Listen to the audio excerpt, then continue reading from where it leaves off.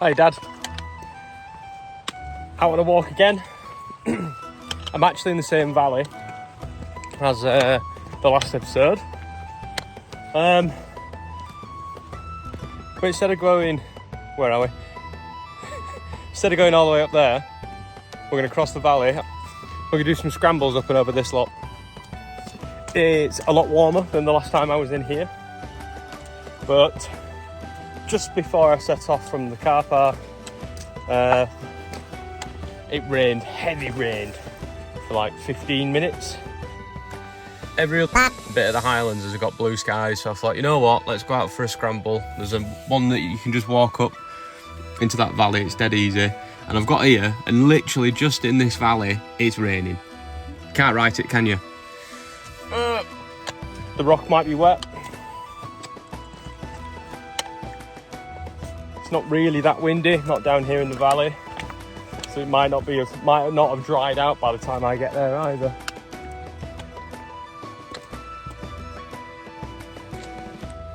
I'll have to wait and see. It says these zigzags are going up left, and I'm going to continue down this way.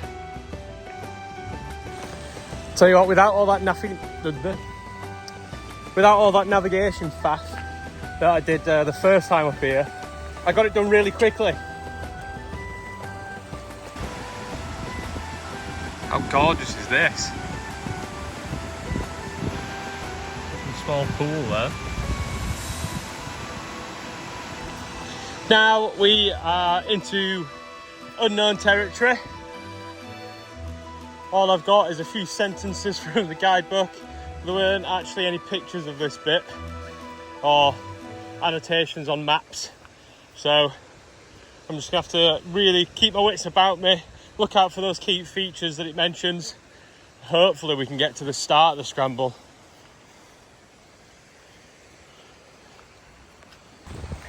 So what equipment have I brought with me?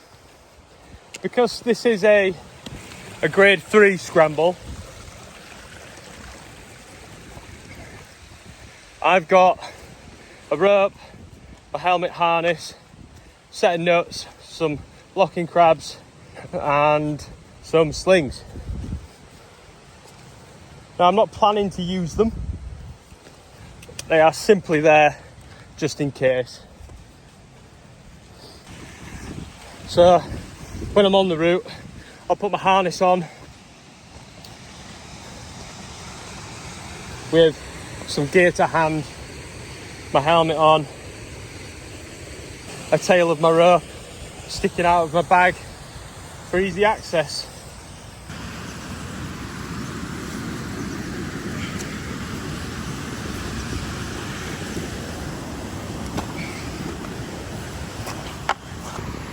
So I've just had a look at the guidebook. The approach continues up this section, along and up there, and then you can see the route up there.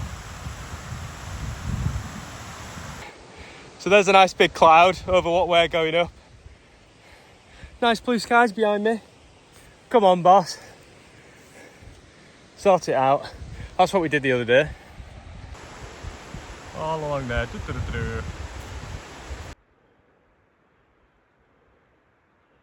They're up in there.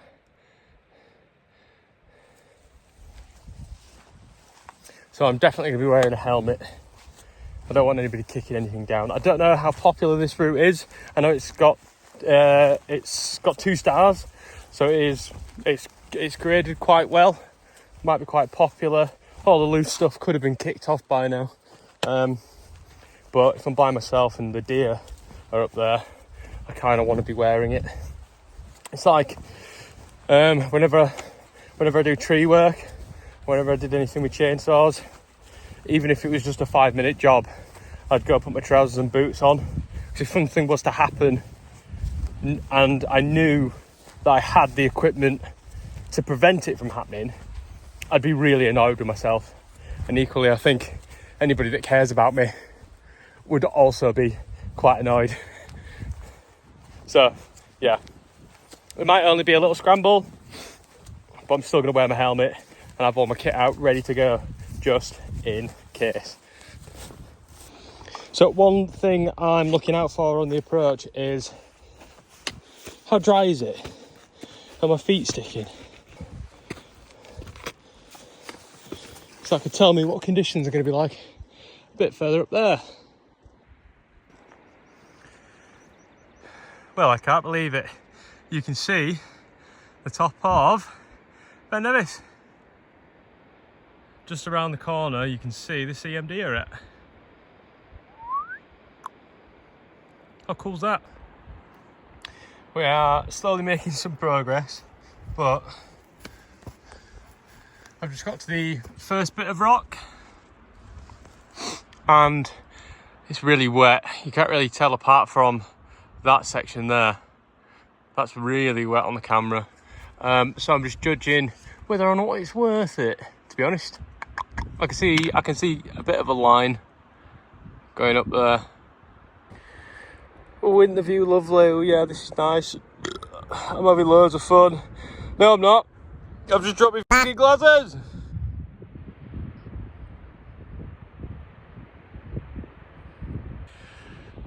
So I tried that little section. It was just incredibly wet, grassy, choppy. There was loose rocks everywhere, and then I dropped my glasses. So I just thought, this isn't really worth it. I'm not having fun, like not even type 2 fun. So I'm going to go back down, get my sunglasses, and then I'm probably going to go around this buttress to the next bit. That was pretty shit.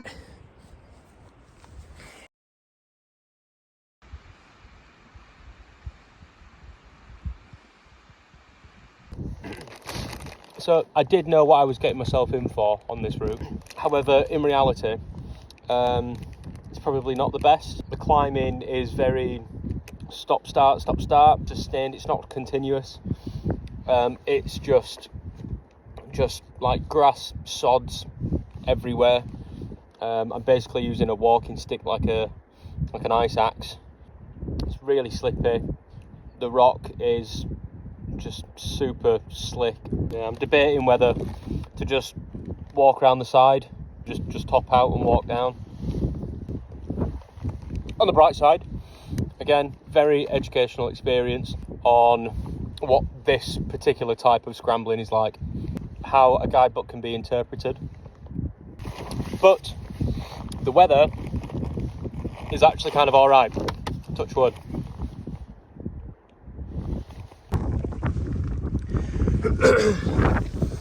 Well, this is looking a little bit more like it, ladies and gents.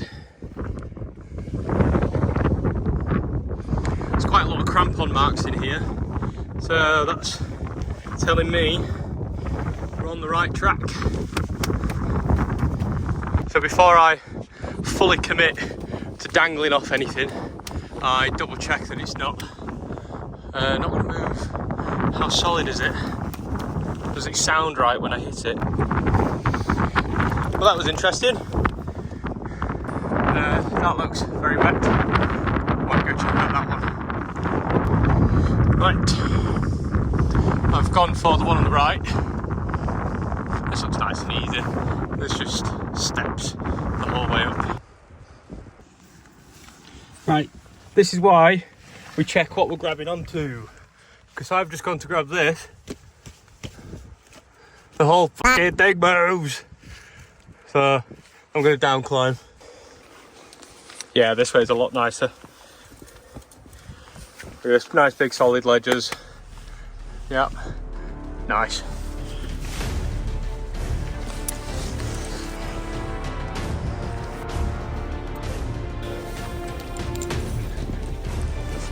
My right foot slipped then. That was a bit of a squeaky bum moment.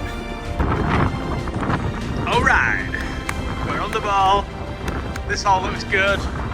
Oof, it's like a big pinnacle there. That looks fun. I'm going to avoid these little bits. Sun's coming out a little bit more. Let's have it. Yes. Sorry Dad, to watch this. It's not quite as tame as the other videos.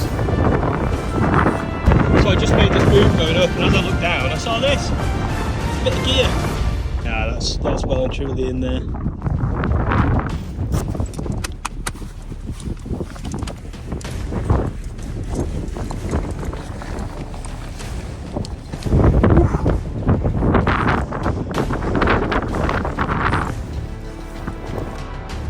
So at this point I've seen this little sort of sticky out bit, so I've just popped my phone down in an unstable location.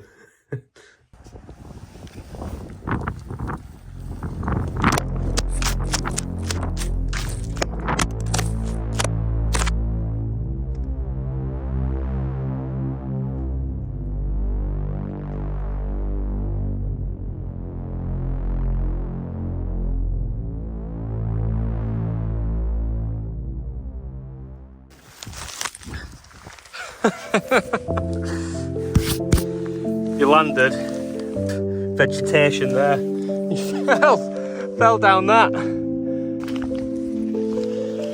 Oh, I can't believe that's not like an excuse or a reason to actually go and buy a stand now, or like a chest mount. Then I don't know what is, because that was too close. That's the second time I've dropped this phone now. You're not going anywhere this time.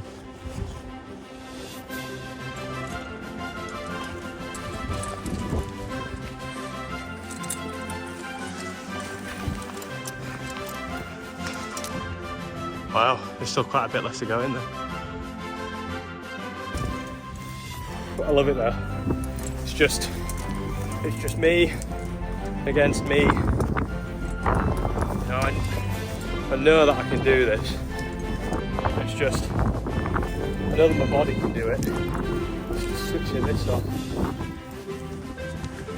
Going up this bit now. Ta-da, nothing that you haven't seen already. Just more steep, chossy, like grassy, climbing bits. Nice, loads of fun. Woo!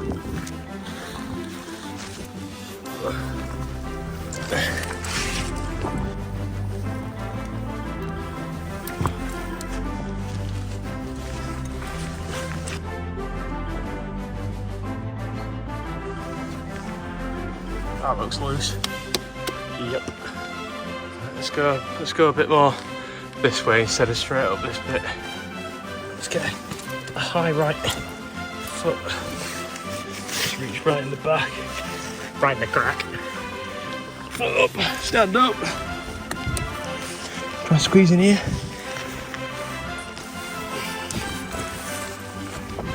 Woo, up and over and through. Nice.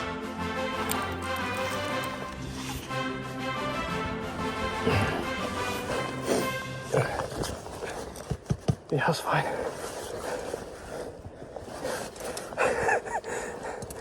Oh, mate, I've done a number on them. Put my scratched shades back on. Oh yeah, does it look good? Wow, I thought I was nearly at the top. There's still this one. And there's another buttress behind it. Well, I've just popped up the top of that little gully, and there is this nice big pinnacle.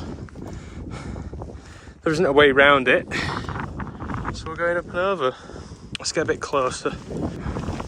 Up onto there, kind of following that crack up. There's actually a bit of gear there. There's a hex on a sling.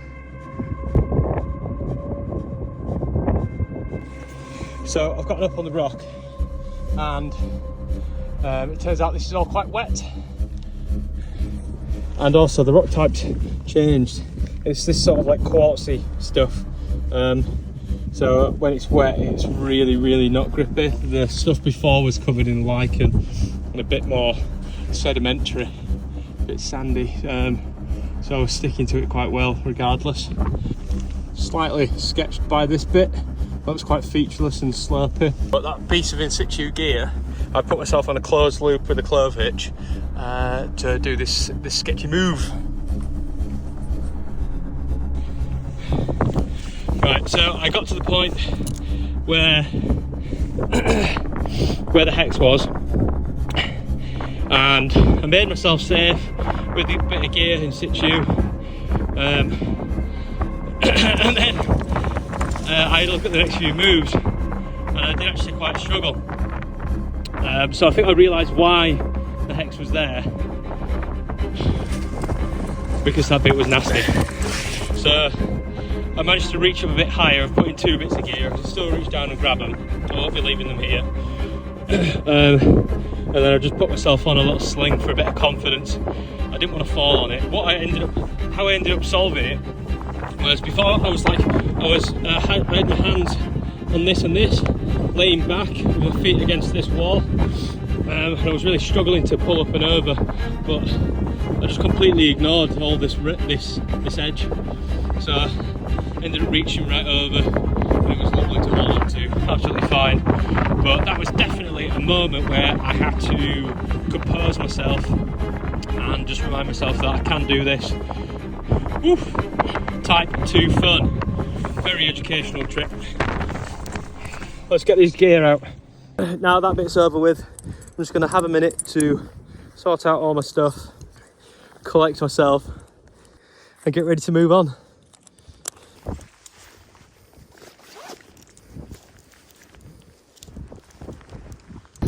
So, how to reflect on that scenario.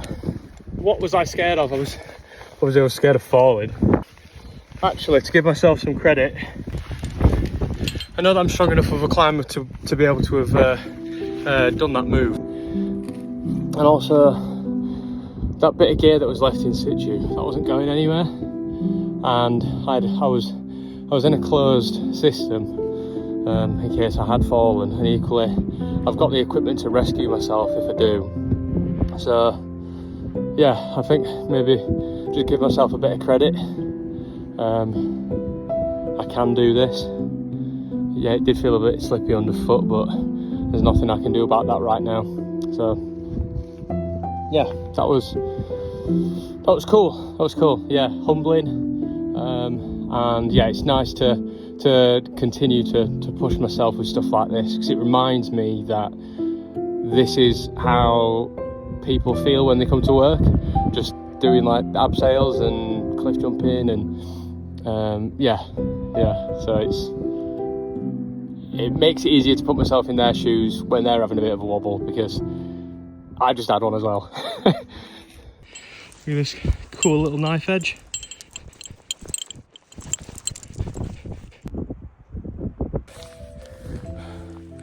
I did it.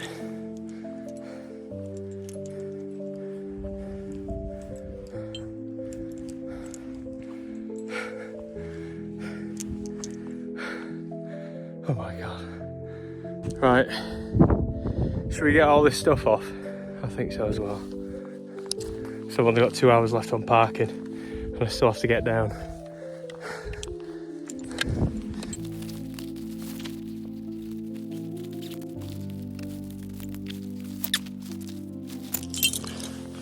Right, I've got to walk down. I don't know if I'm going to say anything else on the walk.